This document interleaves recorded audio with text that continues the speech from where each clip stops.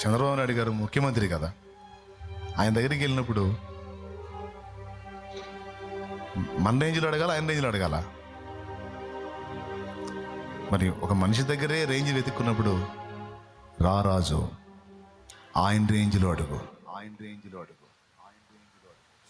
ఎవరన్నా నా దగ్గరికి వచ్చి నాకు ఇంత చాలు అంటే నాకు నచ్చదు. కొంతమంది నాకు ఉద్యోగం లేదన్నా అని ఏడుస్తారు.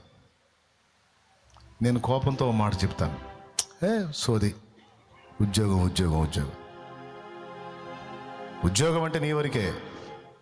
నువ్వు ఉద్యోగం చేయటం కాదు, ఉద్యోగాలు ఇచ్చే స్థాయికి రావాలా, అది అడగాల దేవుణ్ణి. పొద్దుస్తమానం నాకు ఉద్యోగం నాకు ఉద్యోగం నాకు ఉద్యోగం, నా జానడు పొట్ట, నా ఇల్లు. నువ్వు దేవుని ముందుకు వచ్చినప్పుడు ఆయన రేంజ్లో అడుగు. మోకాళ్ళు వేసి నాకు ఉద్యోగం కాదా, ఒక 100 మందికి ఉద్యోగాలు ఇచ్చే స్థాయి నాకు కావాలా, ఆ శక్తి నాకు కావాలా. నా ఒక్కడి కడుపు కాదయా, 100 మంది కడుపులు నిండాలి, 100 కుటుంబాలు బతకాలి.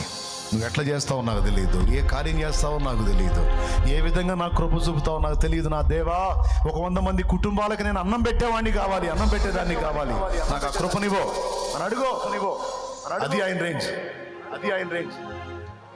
అరే ఆయన దగ్గర పోయి పొద్దుస్తమా నాకు ఉద్యోగం నాకు ఉద్యోగం నాకు, ఎప్పుడు డెవలప్ అవుతారు?